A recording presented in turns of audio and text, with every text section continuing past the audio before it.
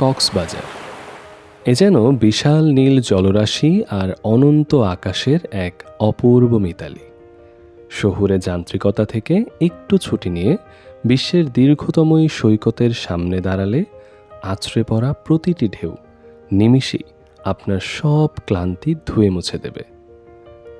প্রকৃতির এক অদ্ভুত খেয়ালে একপাশে দাঁড়িয়ে আছে সুউচ্চ পাহাড়, বুক চিরে বয়ে গেছে মেরিন ড্রাইভ, আর অন্য পাশে গর্জন তুলছে বঙ্গোপসাগর। বুক ভরা শ্বাস নিয়ে যখন এই সমুদ্রের দিকে তাকাবেন, মনে হবে যেন এক স্বর্গ রাজ্যে এসে পড়েছেন। আমাদের আজকের এই ভ্রমণ গল্পে আমরা আপনাদের নিয়ে যাব সেই মায়াবী সমুদ্র সৈকতে, যেখানে থাকবে শূন্যে ডানা মেলার রোমাঞ্চকর প্যারাসেইলিং, সাগরের ঢেউয়ে বুক চিরে ছুটে চলা স্পিডবোর্ডের উন্মাদনা, আর সৈকতের বুকে ঘোড়ার পিঠে চড়ার রাজকীয় অনুভূতি। সাথে থাকছে সাধ্যের মধ্যে 3 স্টার মানের এক চমৎকার হোটেলে থাকার দারুণ এক অভিজ্ঞতা। ঢাকা থেকে কিভাবে যাবেন, কোথায় থাকবেন, কি খাবেন, আর মেরিন ড্রাইভের অদেখা সৌন্দর্য থেকে শুরু করে স্ক্যামারদের হাত থেকে বেঁচে কিভাবে রাতের কক্সবাজারের ঝকঝকে রূপ নিরাপদে উপভোগ করবেন, তার সব কিছুর নিখুঁত হিসাব নিয়ে সাজানো হয়েছে আমাদের আজকেরই কমপ্লিট গাইডলাইন। ভিডিওর মাঝে থাকছে দারুণ কিছু টিপস, তাই কোনো অংশ মিস না করতে ভিডিওটি না টেনে একদম শেষ পর্যন্ত আমাদের সফর সঙ্গী হওয়ার অনুরোধ রইল। আর হ্যাঁ, আমাদের চ্যানেল ট্রাভেল A1 এখনও সাবস্ক্রাইব করে না থাকলে এখনই করে ফেলুন, আর বেল আইকনটি বাজিয়ে দিন এখনই।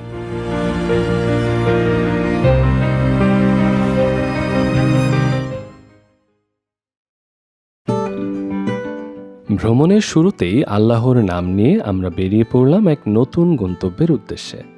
আমাদের এবারের যাত্রা শুরু হয় ঢাকার সায়দাবাদ বাস টার্মিনাল থেকে। ঢাকা থেকে কক্সবাজারের দূরত্ব প্রায় 414 কিলোমিটার, আর এই পথটুকু পাড়ি দিতে সময় লাগে আনুমানিক 7 থেকে 8 ঘন্টা। আপনারা যারা দেশের যে কোনো প্রান্ত থেকে কক্সবাজার যেতে চান, তারা সায়দাবাদ, কলাবাগান বা কল্যাণপুরের যে কোনো কাউন্টার থেকেই বাস পেয়ে যাবেন। নন এসি বাসে ভাড়া পড়বে জনপ্রতি 900 থেকে 1100 টাকা, আর এসি বাসে 1300 থেকে 2200 টাকা পর্যন্ত। এছাড়াও ট্রেনে যেতে পারেন। ঢাকা থেকে কক্সবাজার সরাসরি ট্রেন রয়েছে, যেটায় 8 ঘন্টার মতো সময় লাগে।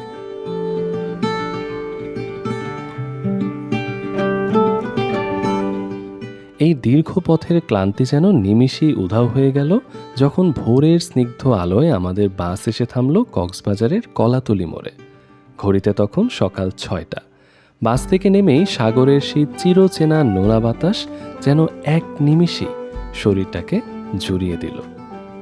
বাস থেকে নেমেই প্রথমে পেট পুজোর পালা। দীর্ঘ জার্নির পর সবারই বেশ ক্ষুধা লেগেছিল, তাই কলাতলি মোড়েই একটি লোকাল রেস্টুরেন্টে ঢুকে পড়লাম।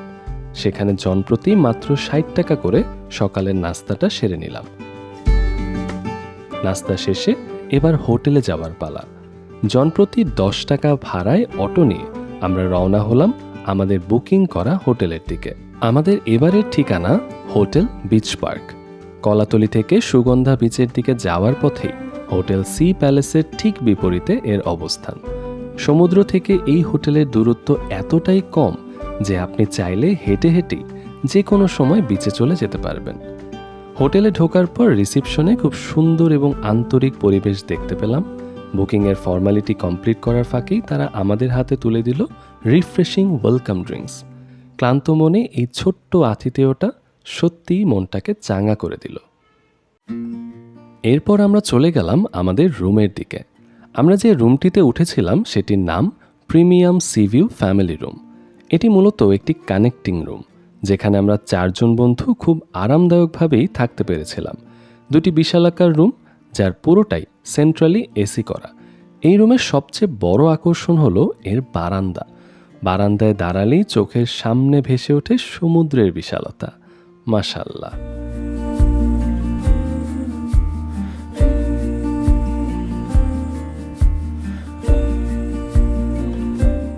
আপনারা আপনাদের পছন্দ ও বাজেট অনুযায়ী এই হোটেলে standard, deluxe, sea view, quadruple connecting, premium sea view, honeymoon suite এবং 6 বেড কানেক্টিং রুম পেয়ে যাবেন।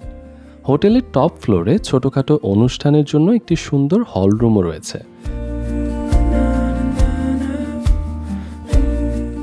আমাদের এই চমৎকার ফ্যামিলি রুমটির পার নাইট ভাড়া পড়েছিল 7,000 টাকা। তবে আপনাদের জন্য একটি দারুণ সুখবর আছে।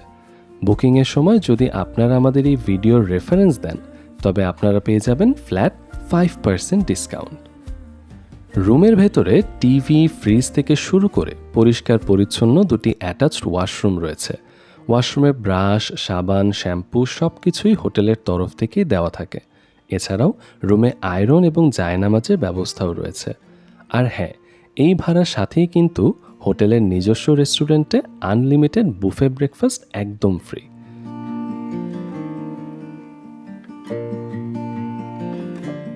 হোটেলে কিছুক্ষণ বিশ্রাম নিয়ে ফ্রেশ হয়ে দুপুর 12টার দিকে আমরা বেরিয়ে পড়লাম সমুদ্র দর্শনে। সোজা চলে গেলাম সুগন্ধা বিচে। অনেকেই চিন্তায় থাকেন বিচে গোসল করতে নামলে মোবাইল, মানিব্যাগ বা অন্যান্য মূল্যবান জিনিসপত্র কোথায় রাখবেন। আপনাদের সুবিধার্থে জানিয়ে রাখি, সুগন্ধা বিচে ঢোকার মুখেই লকার সিস্টেম রয়েছে। মাত্র 50 থেকে 100 টাকার বিনিময়ে আপনারা নিশ্চিন্তে আপনাদের জিনিসপত্র লকারে রেখে সমুদ্রে ঝাঁপিয়ে পড়তে পারেন। বিচে পা দিতেই মনটা অন্যরকম হয়ে গেল। দুপুরের কড়া রোদ উপেক্ষা করেও সৈকতে তখন মানুষের উপচে পড়া ভিড়। সুবিস্তৃত বালুর বুকে অসংখ্য মানুষ, কেউ ঢেউয়ে ভাসছে, কেউ বালুতে বসে গল্প করছে, কেউ বা ছুটে বেড়াচ্ছে আনন্দে।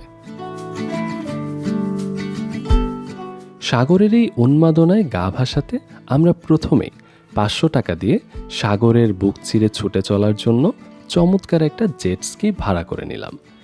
নিরাপত্তার জন্য লাইফ জ্যাকেট গায়ে জড়িয়ে আমরা দুজন উঠে বসলাম জেট স্কিতে।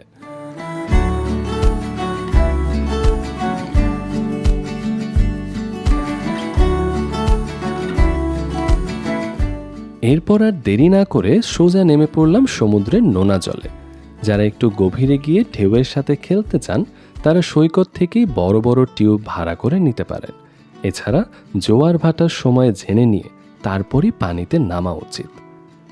এবার বলি ফটোগ্রাফারদের কথা। সাগর পাড়ে এসেছেন আর ছবি তুলবেন না, তা কি হয়? তবে এখানে কিছু বিষয়ে আপনাদের সতর্ক করাটা আমাদের দায়িত্ব মনে করছি। সৈকতে আপনারা অসংখ্য প্রফেশনাল ফটোগ্রাফার পাবেন, যারা আপনাকে ছবি তোলার জন্য সাদাসাদি করবে। ছবি তোলার আগে অবশ্যই কয়টি ছবি তুলবেন এবং প্রতিটি ছবির দাম কত সেটা একদম ক্লিয়ার করে নেবেন, নইলে পরে সিন্ডিকেটের পাল্লায় পড়ে অযথা হেনস্থা হতে পারেন। এখন আসি আমাদের ঘোরার গল্পে। বিচে ঘোড়া দেখে আমরা রাইড করতে গেলাম। বলল 200 টাকা নেবে, কিন্তু টাকা দেওয়ার পর দেখা গেল মাত্র 2 মিনিট ঘুরিয়ে ছেড়ে দিল। এটা এক ধরনের স্ক্যাম, যেটা অনেক পর্যটকের সাথেই হয়। তাই আপনারা ঘোড়ায় চড়ার আগে অবশ্যই পরিষ্কার করে বলে নেবেন ঠিক কতক্ষণ বা কতটুকু ঘোরাবে এবং সেই হিসেবে দাম নির্ধারণ করবেন, নইলে এরকম 2 মিনিটের রাইডেই 200 টাকা গুনতে হবে।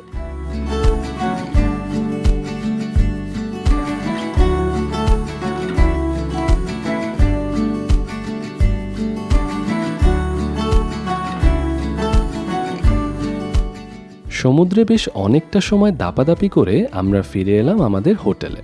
ফ্রেশ হয়ে এবার দুপুরের খাবারের পালা। দুপুরের খাবারের জন্য আমরা জনপ্রতি 250 টাকায় 1 নম্বর প্যাকেজ নিলাম। ভাত, ডাল, ভর্তা আর তরকারি মিলিয়ে চমৎকার একটা খাবার। তবে আপনারা আপনাদের পছন্দ ও বাজেট অনুযায়ী অন্য প্যাকেজও নিতে পারবেন। দুপুরের খাবার শেষে একটু বিশ্রাম নিয়ে আমরা চলে এলাম ডলফিন মোড়ে। কক্সবাজার শহরের আশেপাশের দর্শনীয় স্থানগুলোর ঘোরার জন্য এখান থেকেই আপনারা সিএনজি, চাঁদের গাড়ি বা অটো খুব সহজেই পেয়ে যাবেন। আমরা যেহেতু 4 জন ছিলাম, তাই একটি সিএনজি রিজার্ভ করার সিদ্ধান্ত নিলাম।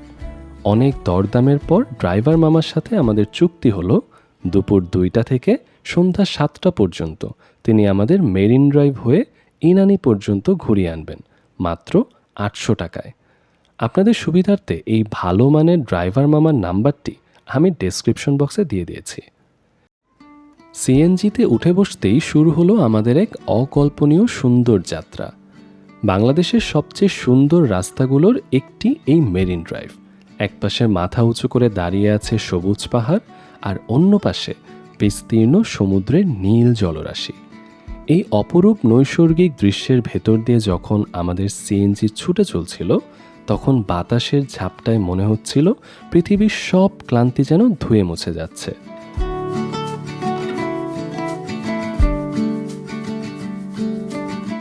যেতে যেতে বাম দিকে চোখে পড়ল হিমছড়ি পাহাড়। এখানে মাত্র 40 টাকা প্রবেশ মূল্য দিয়ে পাহাড়ে উঠলে সমুদ্রের অসাধারণ ভিউ পাওয়া যায়। যারা একটু হাইকিং অ্যাডভেঞ্চার ভালোবাসেন তাদের জন্য হিমছড়ি অবশ্যই ট্রাই করার জায়গা। তবে আমরা যেহেতু এর আগেও সেখানে গিয়েছি, তাই এবার আর হিমছড়িতে থামলাম না। তবে যারা নতুন আসছেন তাদের জন্য এটি অবশ্যই হাইলি রেকমেন্ডেড।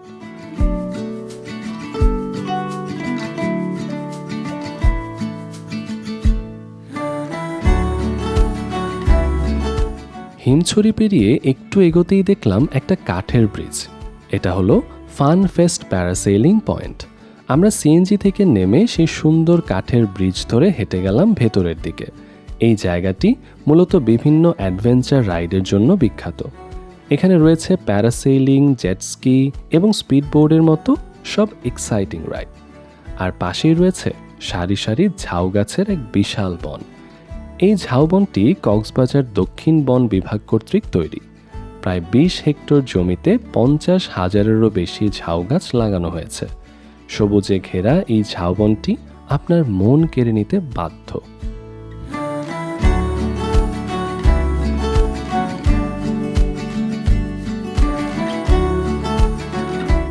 আমরা এখানে এসে ঠিক করলাম প্যারাসেইলিং করব।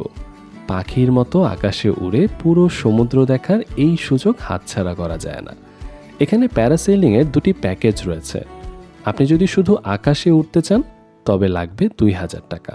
আর যদি রোমাঞ্চটা আর একটু বাড়িয়ে সাগরের পানিতে পা ছুঁয়ে আবার আকাশে উঠতে চান তবে আপনাকে গুনতে হবে 2500 টাকা। আমরা বেছে নিলাম 2000 টাকার প্যাকেজটাই। সাগরের নীল জলের উপর দিয়ে আকাশে উঠতে উঠতে যে অনুভূতি হলো, সুবহানাল্লাহ।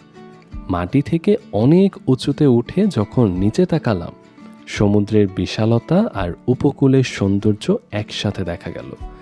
এই অভিজ্ঞতাটা সত্যিই ভুলবার নয়।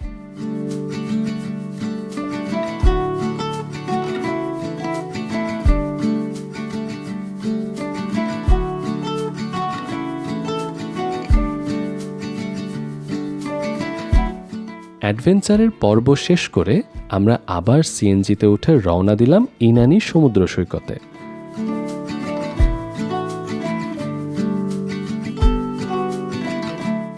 বিকেলে ইনানি বিচে পৌঁছানোর পর দেখলাম বিচের প্রবেশপথেই নানা রকম শামুক, ঝিনুক আর প্রবালের পসরা সাজিয়ে বসেছে অনেক দোকান।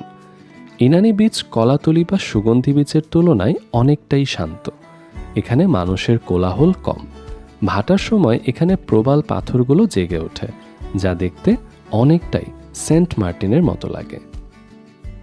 যারা একটু শান্ত নিরিবিলি পরিবেশে প্রিয়জনের সাথে বা নিজের সাথে সময় কাটাতে চান তাদের জন্য বিকেলের এই ইনানি বিচ একদম পারফেক্ট। আমরাও ইনানিতে সূর্যাস্ত উপভোগ করলাম।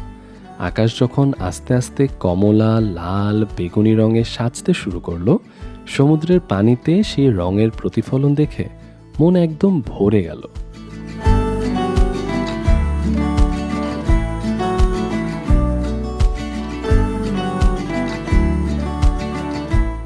সূর্যাস্তের পর আমরা ইনানি বিচ থেকে বেরিয়ে এলাম। এরপর আমাদের গন্তব্য বাংলাদেশ নেভি জেটি।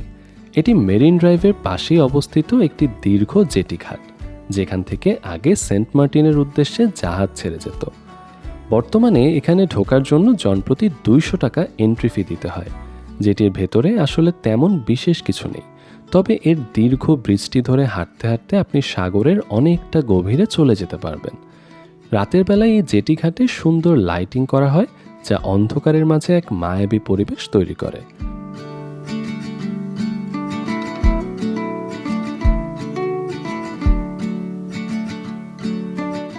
সাগরের গর্জন আর রাতের ঠান্ডা বাতাসে বেশ কিছুক্ষণ সময় কাটিয়ে আমরা এবার ফেরার পথ ধরলাম। সিএনজি করে মেরিন ড্রাইভ ধরে প্রায় 1 ঘন্টার জার্নি শেষে আমরা ফিরে এলাম আমাদের হোটেলে। সারাদিনের ঘোরাঘুরিতে শরীরটা বেশ ক্লান্ত ছিল, তাই রুমে এসে ঘণ্টাখানেক জিরিয়ে নিলাম। কিন্তু কক্সবাজারের রাত কি আর রুমে বসে কাটানোর জন্য? একদমই না। তাই রাত 8টার দিকে আমরা আবার বেরিয়ে পড়লাম রাতের কক্সবাজার শহরের আসল রূপ দেখতে। হোটেল থেকে অটো নিয়ে আমরা চলে গেলাম লাবণী বিচে। রাতের লাবণী বিচ যেন এক বিশাল মেলা। বিচের পাশ ঘেঁষেই রয়েছে বিশাল শপিং মার্কেট। শামুক ঝিনুকের নানা রকম শোপিস, মেয়েদের গহনা, মুক্তার মালা থেকে শুরু করে বার্মিজ আচার, চকলেট, কাপড়, জুতো, কি নেই এখানে। আর হ্যাঁ, যারা শুটকি পছন্দ করেন তাদের জন্য রয়েছে শুটকির বিশাল সমাহার।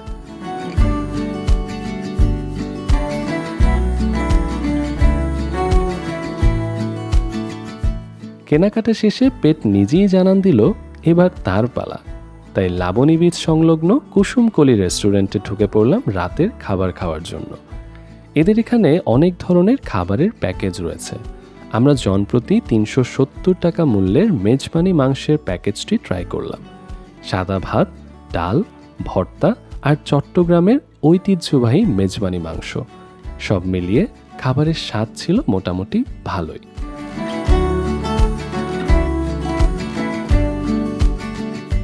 পেট ভরে খেয়ে আমরা আবার হাঁটতে হাঁটতে চলে এলাম সুগন্ধা বিচে। আসলে রাতের সুগন্ধা বিচ এক অন্যরকম জগৎ। দিনের বেলা যে সৈকত থাকে রোদ আর মানুষের দখলে, রাতে তা পরিণত হয় এক উৎসব মুখর আড্ডায়। বিচের পারে সারি সারি ছাতা আর চেয়ার পাতা, সেখানে কেউ বসে গান গাইছে, কেউ বন্ধুদের সঙ্গে আড্ডা দিচ্ছে। আমরা সৈকতের ভেজা বালু ধরে অনেকটা পথ হাঁটলাম। অন্ধকারে সাগরের বিশাল ঢেউগুলো যখন পায়ের কাছে এসে আছড়ে পড়ছিল, তখন জীবনের সব জটিলতা যেন সেই ঢেউয়ের সাথেই ভেসে যাচ্ছিল। আর এরই সাথে শেষ হলো আমাদের কক্সবাজারের এই অসাধারণ দিনটি। সমুদ্রের পাড় থেকে বিদায় নিয়ে হোটেলে ফিরলাম মন ভরা স্মৃতি নিয়ে। প্যারাসেলিংয়ের রোমাঞ্চ, ইনানির শান্ত সৌন্দর্য, বিচ বাইকের দুরন্তপনা, রাতের বাজারের আলো, সব কিছু মিলিয়ে এই ট্রিপটা সারা জীবন মনে থাকবে। আশা করি আমাদের এই ভিডিওটি আপনাদের পরবর্তী কক্সবাজার ট্যুর প্ল্যান করতে অনেক সাহায্য করবে। ভিডিওটি কেমন লাগলো তা অবশ্যই কমেন্ট করে জানাবেন। পরবর্তীতে আপনারা আর কোন জায়গায় ট্রাভেল গাইড দেখতে চান সেটাও জানাতে ভুলবেন না। যারা আমাদের সাথে সরাসরি এমন সুন্দর সব ট্যুরে জয়েন করতে চান তারা আজই যুক্ত হয়ে যান আমাদের ফেসবুক গ্রুপে। গ্রুপের লিঙ্ক ডেসক্রিপশনে দেওয়া আছে। আজকের মতো এখানেই বিদায় নিচ্ছি। সবাই অনেক ভালো থাকবেন, সুস্থ থাকবেন। Happy travelling. আল্লাহ হাফেজ।